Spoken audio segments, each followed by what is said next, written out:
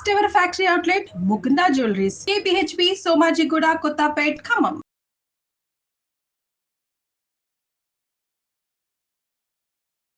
నమస్తే రమ్మగారు. నమస్తే జయ. రమ్మగారు, ఏదైనా మంచి స్టోరీ చెప్తారా?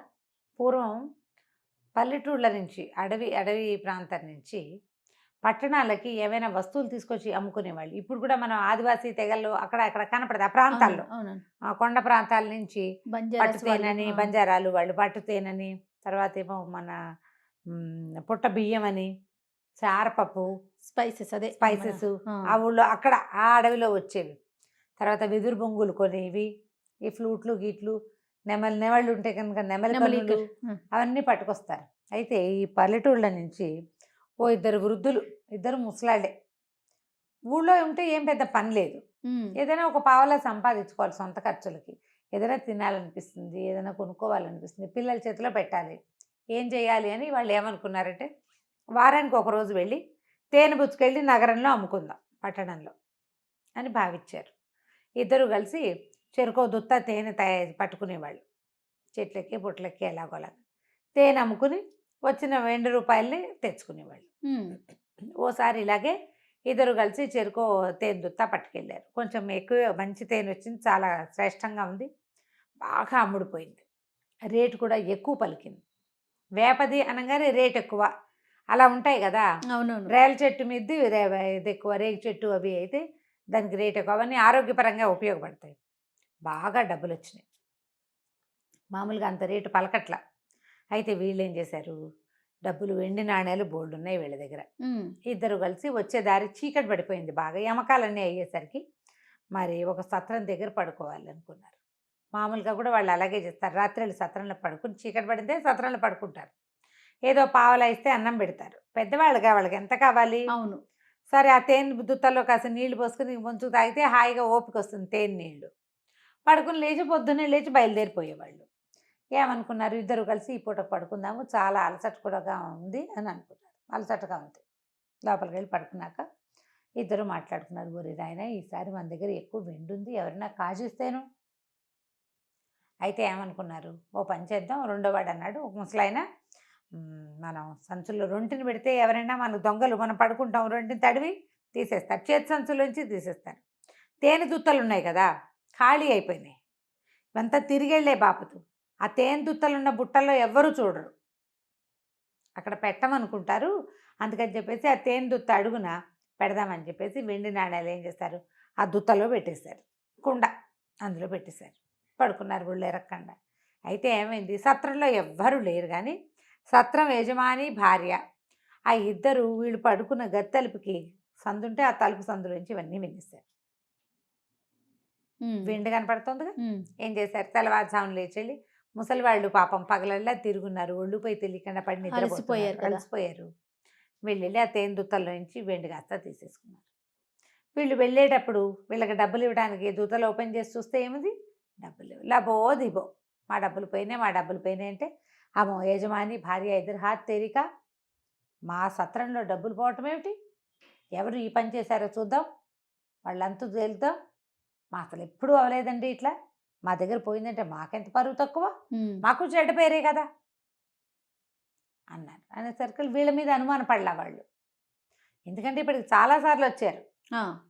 తీరా చూస్తే సత్రంలో ఎవరు లేరు, వేరే వాళ్ళు తీసే అవకాశము లేదు, ఆ రాత్రి ఎవరు పడుకోలే. సరే ఏమన్నాడు, మీకు అంతగా అనుమానంగా, మీకు ఎవరి మీద అనుమానం ఉంటే వాళ్ళ మీద పోలీసు రిపోర్ట్ ఇచ్చుకోండి అన్నాడు. రాజుగారి దగ్గర చెప్పారు. సరే రాజుగారి దగ్గర ఇంకా మాటలు పెరుగుతాయి కదా. అవును, మేము అలా అనుకున్నాం, మేము ఇలా అనుకున్నాం, మా ఉద్దేశం అది, మా ఉద్దేశం ఇది, మేము అలా అనలేదు, మేము ఇలా అంటే మీకు ఇంకోలా అర్థమైంది. ఈ డిస్కషన్ అంతా అయ్యాక పోయి మన కచేరీలో రిపోర్ట్ చేశారు. అప్పుడు పోలీస్ స్టేషన్లు లేవు, రాజుగారే రిపోర్ట్ చేస్తే సరే న్యాయాధికారి మా ఇద్దరిని పిలిచి బాగా విన్నాడు. వీళ్ళు ఏమంటారంటే, మేము దుత్తలో పెట్టాము, పోయినాయి, తెల్లవారేసరికి లేవు, మాకు తెలియదు, వీళ్ళకి గదిచ్చాం, మా దారిని మేము పడుకున్నాం, పోయినాయంటే మేము వెతికామంటారు వాళ్ళు. సత్రం వాడు చాలా 10-12 సంవత్సరాలుగా ఉన్నాడు, వీళ్ళకు కూడా తెలుసు, వీళ్ళకు కూడా సత్రం వాడు బాగా తెలుసు. సరే ఏమైంది, ఇంతలో వీళ్ళకి ఒక చిన్న న్యాయాధికారి ఇంకొక ఆయన ఉన్నాడు, చాంగ్లీ ఆయన పేరు. బాగుంది, కాకపోతే ఆ భాష అక్కడి కథ అనమాట. చాంగ్లీ పేరు చెప్పట్లేదు, కానీ ఆ చిన్న న్యాయాధికారి వచ్చాడు. వచ్చి ఏమన్నాడు, అబ్బో ఇద్దరి వాదనలు చాలా కరెక్ట్ అండి. ఒక పని చేద్దాం, మనకి దేవళంలో అక్కడ గంట కొట్టే నగారా ఉంది కదా, నగారా దీనికి సరైన సాక్ష్యం చెప్తుంది అన్నాడు. అనేసరికి నగారా ఎట్లా సాక్ష్యం చెప్తుందో అన్నాడు న్యాయాధికారి. అట్లా కాదండి, నగారాకు చాలా మహిమలు ఉన్నాయి. అసలు నగారాలే తీర్చిన కేసులు ఎన్నో, మా తాత ముత్తాతలు ఇక్కడే పనిచేశారు. మీరంటే కొత్తగా వచ్చారు కానీ రాజుగారి బావమరిది ఇంటి నుంచి నాకు తెలుసు. నగారా బ్రహ్మాండమైన సాక్ష్యం చెప్తుంది. సరే, నగారాతోటి ఎట్లా సాక్ష్యం చెప్పించాలి? ఎట్లా చెప్పించాలి? ఏముంది, వాది ప్రతివాది ఇద్దరున్నారు. ఒకళ్ళేమో ఫిర్యాదీలు, ఇంకొకళ్ళు అనుమానితులు. వీళ్ళిద్దరూ చక్కగా పొద్దున్నే స్నానం చేసి మంచి బట్టలు కట్టుకుని అక్కడ దేవళం దగ్గర ఉన్న నగారాన్ని ఆస్థానానికి మోసుకొచ్చేయాలి. వీళ్ళు మోసుకొస్తుండగా నగారా మోగిందా, వాళ్ళు సరే నిజం చెప్తున్నట్టు. వీళ్ళు ఏమంటారు, సత్రం వాళ్ళు డబ్బులు పోలేదు, బహుశా డబ్బులే లేవు వీళ్ళ దగ్గర, ఇలా పోయిన నాటకాన్ని మా దగ్గరికి లాగాలని చూస్తున్నారు అంటున్నారు వాళ్ళు. బాగుంది పాయింట్.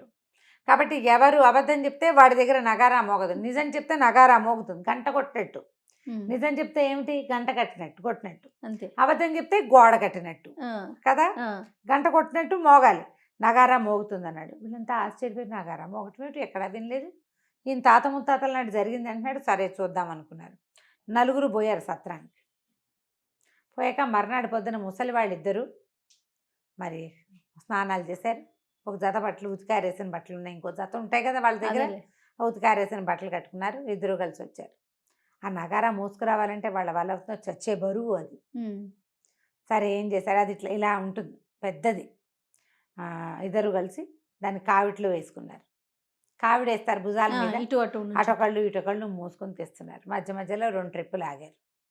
ఆగాక ఏమన్నారు, ఒరే పోతే పోయినాయి వెధవ డబ్బులు, ఈ మోత బరువు ఏమిట్రా, ఈ నగారా దిక్కుమాల నగారా సాక్ష్యం చెప్పేది లేదు, చచ్చేది లేదు, ఆ చిన్న న్యాయాధికారికి ఏమీ తెలియదురా, మనం ఏనాడు వినలా, ఈ నగరానికి పుట్టుబుద్దరికి వస్తూనే వాడు చూస్తే బొట్టికాయ, వాడి మాట నమ్మేదేమిటి, పోయిన డబ్బు ఎలాగూ పోయింది, ఇవి ఎత్తలేక పుట్టుకొని చస్తామేమోరా, ఏం వెన్నెముకో విరిగిపోతే వెళ్ళి మంచాన పడాలి, వారం వారం అమ్ముకునే తేనె వ్యాపారం కూడా మన బతుకులకు ఉండదు, వెళ్ళిపోదాం అనుకున్నారు. ఇంతలో నగారా ఠాంగ్ అని మోగింది. జనాలు ఆశ్చర్యపోయారు. రాజుగారు ఏమన్నాడు, నగారం మోగుతుందని చెప్పాడు. అంటే వీళ్ళు చెప్పింది నిజం, వీళ్ళ డబ్బులు సత్రంలో పోయాయన్నది అక్షరాల నిజం. గడిచిపోయింది. మర్నాడు పొద్దున అనుమానితుల జాబితాలో మొట్టమొదటి వాళ్ళు ఏకైకులు ఎవరున్నారు, సత్రం యజమాని వైఫ్ భార్య. సరే వాళ్ళిద్దరు ఏం చేశారు, వాళ్ళు కూడా పొద్దున్నే స్నానాలు చేసి చద్దన తినేసి మంచి బట్టలు కట్టుకుని వచ్చారు. నగారా దించారు, భుజాన్ని వేసుకున్నారు. నడుస్తుంటే వాళ్ళు ఆవిడంది, ఎందుకు వచ్చిన డబ్బులు దొంగతనం అయ్యా, మనకు సత్రంలో బోల్ డబ్బులు వస్తున్నాయి, అనవసరంగా చేసాం, ఇప్పుడు ఏం చేస్తాం, నగారా ఎలాగో మోయాల్సి వచ్చింది, ఇది సాక్ష్యం చెప్తుందో చెప్పి చావదో మనకు తెలీదు, ఒప్పుకోవద్దు, చేసిన దొంగతనం ఎలాగో చేసాం, డబ్బులు మాత్రం వాళ్ళకి వెనక్కి తిరిగి ఇవ్వకూడదు అనగానే నగారాకి ఇట్లా మూతల్లే ఉంటుంది. ఆ మూత తెరుచుకునే చిన్న జడ్జి గారు లేచి బయటకు వచ్చాడు. అలాగా అనుకుంటూ నిర్ఘాంతపోయారు వీళ్ళిద్దరు. ఇప్పుడు ఏం చేయాలి, మొగుడు పెళ్ళాం వెళ్ళి న్యాయాధికారి కాళ్ళు పట్టినారు. బాబా నీ పుణ్యం ఉంటుంది, మా పరువు తీకు, 10 ఏళ్ళ నుంచి సత్రం నడుపుకుంటున్నాం, ఎవ్వరూ లేరు, ఎవ్వరికీ తెలియదు, 3వ కంటి వాడి కానీ డబ్బులు కొట్టేసాం, వెండి మా దగ్గర లేకపోలేదు, ఎక్స్ట్రాగా వస్తుంటే ఎవరికి మాత్రం వద్దు, మా పరువు కాపాడు, నువ్వు ఏదో ఒకటి చెయ్యి అనేసరికల్లా సరే ఈయనేమన్నాడు, మరి వాళ్ళ డబ్బులు వాళ్ళకి ఇచ్చేస్తారా, ఇచ్చేస్తాం వడ్డీతో సహా, వాళ్ళు ముసలి వాళ్ళు, వాళ్ళతో నగారా మోయించిన కష్టం, సరే వడ్డీ ఇస్తా ఉన్నారు. ఎత్తు వేసి ముసలి వాళ్ళకి ఇప్పించాడు. ఊళ్ళో ఏం చేశారు, ఇప్పుడు కూడా నగారా మోగిచ్చారు. వీళ్ళు తీలేదన్నది నిజం, వాళ్ళకి పోయింది అన్నది నిజం. సత్రంలోకి 3వ మనిషి ఎవరో వచ్చారు రాత్రిపూట అని ప్రచారం చేశారు. కానీ డబ్బులు మాత్రం వీళ్ళతోటి 1-2 కట్టింపిస్తే ఇక ముసలి వాళ్ళిద్దరు బతుకు జీవుడా, ఇంకెప్పుడు ఇలా చేయకూడదు అని అనుకుంటూ నగారా చెప్పిన సాక్ష్యం ఇది. మోగిన నగారా చాలా బాగుంది, చిన్న కథ, కానీ పిల్లలకి చెప్పడానికి చాలా ఇంట్రెస్టింగ్ స్టోరీ కదండి. ఎప్పుడు కూడా మనం దొంగతనం చేసాం, ఏదైనా ఒక పాడు పని చేస్తే మనలో మనమైనా మాట్లాడుకుంటాం కదా కనీసం కదా. అవును, ఆ ఇద్దరుంటే ఇలాగే బయటపడిపోతాయి. చాలా బాగుంది రమ్మగారు. నమస్తే. నమస్తే.